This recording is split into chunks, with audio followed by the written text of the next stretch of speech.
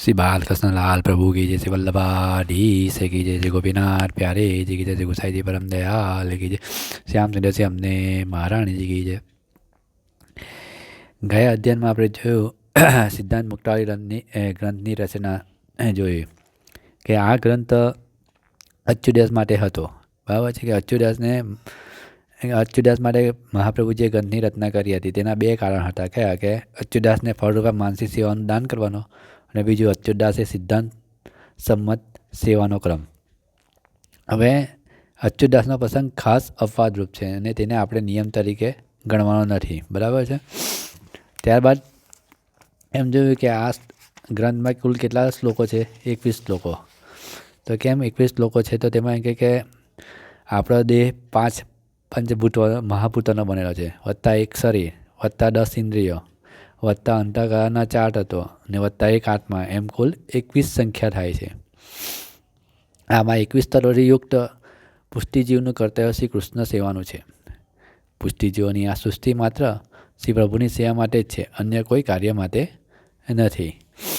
આમ ભગવત સેવા દેહ આત્માર્થ કરવાની છે, માટે 21 તત્વયુક્ત દેહ અને આત્માએ થતી ભગવત સેવાના સિદ્ધાંતનું નિરૂપણ આ ગ્રંથમાં 21 શ્લોકમાં કર્યું છે. તેનો આજે આપણે પહેલો શ્લોક જોશું. શ્લોક 1. નત્વા હરિમ પ્રવક્ષ્યામિ સ્વસિદ્ધાંત વિનિ સ્વયં કૃષ્ણ સેવા સદા કાર્ય માનસીસા પરામતા. અર્થાત શ્રી હરિ ભગવાનને નમન કરીને હું શ્રી વલ્લભ એટલે કે શ્રી મહાપ્રભુજી પોતાના માર્ગના સિદ્ધાંતો નિશ્ચયપૂર્વક સારી રીતે કહું છું. શ્રી કૃષ્ણની સેવા હંમેશા કરવી જોઈએ. માનસી સેવાને ઉત્તમ ફળ માનેલી છે. હવે આ શ્લોકમાં આપણે જોવું વિસ્તારથી કે શ્રી મહાપ્રભુજીએ શ્રી ભગવાનને નમન કરી ગ્રંથની શરૂઆત કરી કે નત્વા હરિમ, શ્રી હરિને નમન કરું છું. નમન કરવાનો મુખ્ય હેતુ એ ભક્તિ માર્ગમાં દીનતા જ સાધન છે. જીવ નમન સિવાય બીજું કંઈ કરી શકતો નથી. દૈન્ય તત્વો શરણમ, દીનતાથી પ્રભુ પસંદ થાય છે. માટે શ્રી મહાપ્રભુજી મોટે ભાગે ગ્રંથની શરૂઆતમાં નમસ્કાર વાચક શબ્દથી કરે છે. ભગવાનના ગુણો તો અનંત છે, તેથી આપણે ભગવાનના જે ગુણની કૃપા જોઈતી હોય તે ગુણદર્શી નામથી તેને નમન કરવું જોઈએ.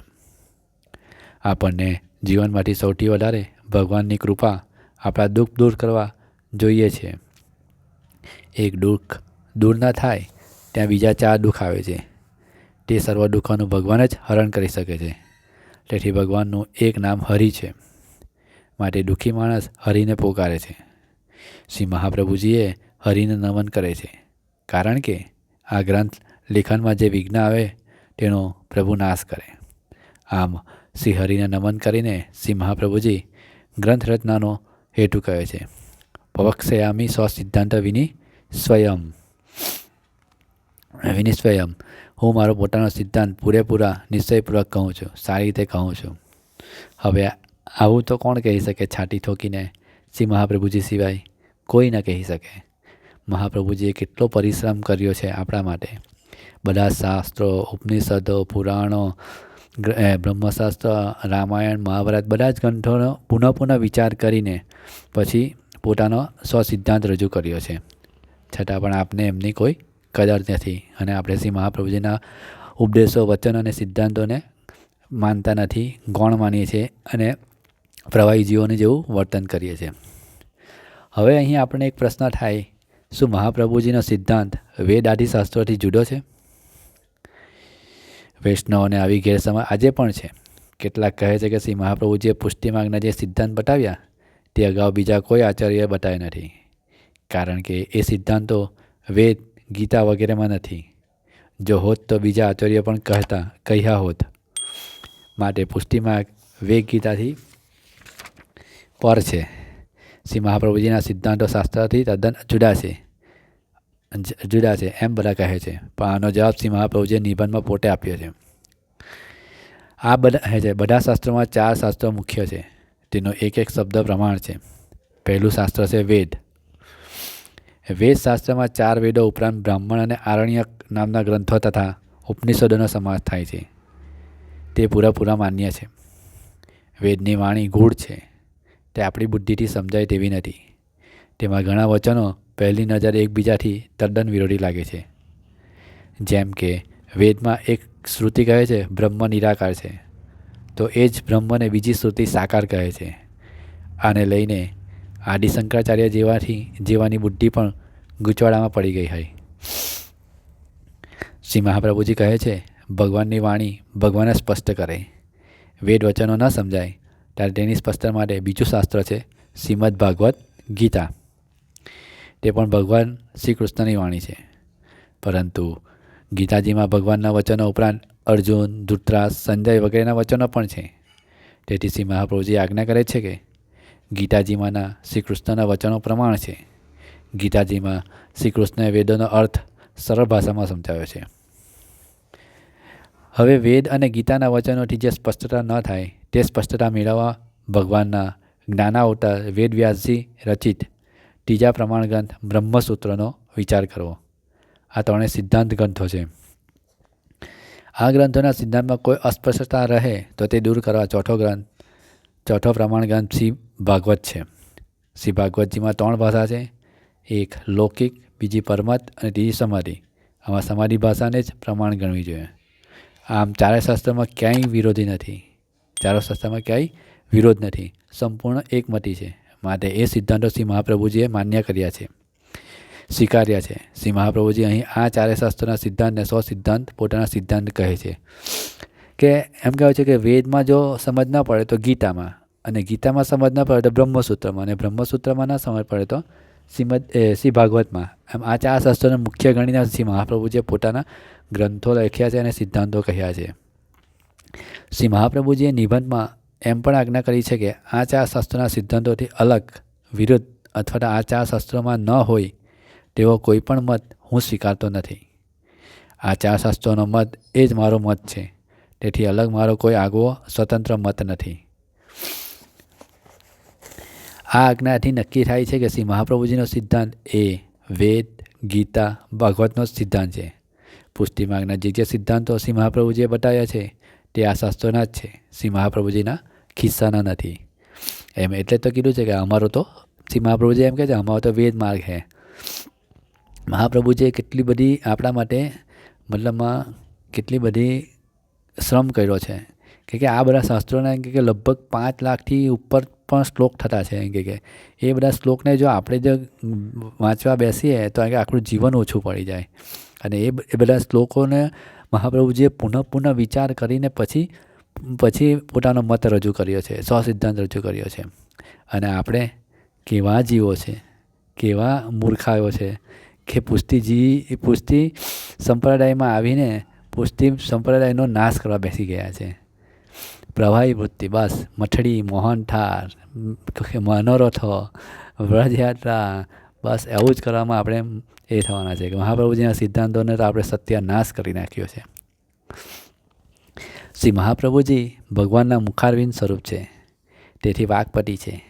ભગવાનની વાણીનો મર્મ તેઓ જેટલો જાણે છે તેટલો બીજા કોઈ જાણતા નથી, જાણી શક્યા નથી. એમાં વાંક શ્રી મહાપ્રભુજીનો નથી. બરાબર છે, એમાં વાંક મહાપ્રભુજીનો નથી, આપણો સૌનો જ વાંક છે કે આપણે એનો સિદ્ધાંતો જાણી શક્યા નથી, એને અનુસરણ નથી કરી શક્યા. સિદ્ધાંત એટલે શાસ્ત્રનો સાચો અર્થ. વેદના પૂર્વકાંડ અને ઉત્તરકાંડ એવા 2 ભાગ કરવામાં આવેલા છે. એ બંને મળી મુખ્ય શાસ્ત્ર કહેવાય. આ વેદના અર્થોનો નિશ્ચય કરનારા વેદાંત વાક્ય પણ શાસ્ત્ર કહેવાય. તેમાં જે સંદેહ રહે તે દૂર કરવા શ્રી મહાપ્રભુજી જે ગ્રંથ રચે છે તેને તેઓ સિદ્ધાંત કહે છે. તે વેદાર્થનું જ પ્રતિપાદન કરે છે. જો અહીં પણ કહેવામાં આવ્યું છે કે મહાપ્રભુજીએ બધા શાસ્ત્રોનો અભ્યાસ કરીને પછી પોતાનો ગ્રંથ બનાવ્યા છે. કોઈ બી એમ જ કંઈ નથી બનાવી દીધા ને કોઈને ભણાવી દીધા. અને જેને પણ ભણાવ્યા છે એ બધાને ભક્તિ પ્રાપ્ત થઈ છે. અને પુષ્ટિમાર્ગ ભક્તિ માર્ગ છે. શ્રી ભાગવતજીના બીજા સ્કંદમાં બીજા અધ્યાયનો 34મો શ્લોક યાદ કરવા જેવો છે કે બ્રહ્માજીએ વેદને 3 વખત સારી રીતે તપાસીને નિર્ણય કર્યો કે જેનાથી ભગવાનમાં પ્રેમ થાય એ જ મનુષ્યનું મુખ્ય કર્તવ્ય છે. પ્રેમ ભક્તિ વિના ઉત્પન્ન થતો નથી, માટે ભક્તિ એ વેદનો મુખ્ય સિદ્ધાંત છે. શ્રી મહાપ્રભુજીએ પુષ્ટિ ભક્તિ સેવાનો જે સિદ્ધાંત સ્વીકાર્યો છે તે પોતાનો આગવો નથી, વેદ પ્રતિપાદિત છે, એમ આ શ્લોકથી સિદ્ધ થાય છે. શ્રી ભાગવતજીના 11મા સ્કંદના 14મા અધ્યાયમાં ભગવત ભક્ત શ્રી ઉદ્ધવજી ભગવાન શ્રી કૃષ્ણને પૂછે છે. બ્રહ્મવાદીઓ માનવ કલ્યાણ માટે ઘણા સાધનો બતાવે છે. તે બધાને મુખ્ય ગણવા કે તેમાંનું કોઈ એક મુખ્ય છે? અને તેમણે બીજો પ્રશ્ન કર્યો કે આપ એવો ઉપદેશ આપો છો કે ભગવાનની ભક્તિ કરવી, તો તેમાં બીજા કોઈ સાધનની જરૂર નથી. આપ કહો છો કે ભક્તિ એ જ સાધન છે અને ભક્તિ એ જ ફળ છે, તો આ બધામાં સત્ય શું? ઉદ્ધવજીએ પ્રશ્ન કર્યો છે શ્રી કૃષ્ણજીને. ભગવાન શ્રી કૃષ્ણ ઉદ્ધવજીને આ બંને પ્રશ્નોમાં નો વિસ્તારથી સવિસ્તાર ઉત્તર આપે છે કે અન્ય શાસ્ત્રોમાં સુખના જે સાધનો બતાવ્યા છે તેના ફળ સાધારણ છે. તે સાધનોથી સ્વર્ગલોક, પિતૃલોક આદિની પ્રાપ્તિ થાય છે. તે લોક પણ નાશવંત છે. પ્રલયકાળ સુધી જ તેમનું અસ્તિત્વ છે. તે કહેવાતું સુખ આખરે દુઃખ આપનારું બને છે. તેનો આનંદ પણ અલ્પ છે. તેના ભોગમાં પણ શોક રહેલો છે. માટે તે મતોથી મળતું ફળ ઉત્તમ નથી. હે ઉદ્ધવ, ઉત્તમમાં ઉત્તમ તો ભક્તિ માર્ગ જ છે. જે મનુષ્ય પૂરેપૂરો અપેક્ષા વિનાનો છે અને તેના આત્માને મને સમર્પિત કર્યો છે, તે આ ભક્તને મારી ભક્તિથી જે સુખ મળે છે તે સુખ વિષય વાસનાઓમાં વળગેલાઓને ક્યાંથી મળે? સ્વયં ભગવાન શ્રી કૃષ્ણના આ વચનોથી સિદ્ધ થાય છે કે પ્રેમ લક્ષણ ભક્તિનો માર્ગ જ ઉત્તમ છે. ગીતામાં પણ ભગવાન શ્રી કૃષ્ણએ આજ્ઞા કરી, યોગ કરનાર યોગી કરતાં જ્ઞાની ઉત્તમ, જ્ઞાની કરતાં જ્ઞાન યોગી ઉત્તમ. જ્ઞાની એટલે પોતાના લૌકિક સ્વાર્થ માટે જ્ઞાન મેળવનાર. જ્ઞાન યોગી કરતાં પોતાના માટે કર્મ કરનારો સારો. કર્મી કરતાં ભગવાન માટે કર્મ કરનાર કર્મયોગી વધારે સારો. કર્મયોગી કરતાં સ્વસુખ માટે ભક્તિ કરનાર ભક્ત ઉત્તમ. સૌથી ઉત્તમ ભક્ત યોગી, જે કેવળ ભગવાનના સુખ માટે જ ભક્તિ કરે છે. આ વાત યાદ રાખવી જોઈએ. આમ ગીતાજીમાં પણ ભક્તિ યોગને ઉત્તમ કહ્યો છે. માટે વેદ, ગીતા, બ્રહ્મસૂત્ર અને ભાગવતે એક મત ભક્તિના સિદ્ધાંતને ઉત્તમ કહ્યો છે. આદિશ્રી મહાપ્રભુજી પણ ભક્તિને સિદ્ધાંત કહે છે. આ ભક્તિનો સિદ્ધાંત પુષ્ટિ ભક્તિ માર્ગ દ્વારા શ્રી મહાપ્રભુજીએ આપ્યો છે. આ ભક્તિના સિદ્ધાંત વિશે મહાપ્રભુજી આગળ પણ કહે છે, તે આપણે આગળના અધ્યયનમાં જોશું. અધ્યયન ગમ્યું હોય તો લાઈક કરજો, આગળ વૈષ્ણવોને ફોરવર્ડ કરતા રહેજો અને ચેનલને સબસ્ક્રાઈબ કરતા રહેજો. શ્રી વલ્લભાધીશ કી જય.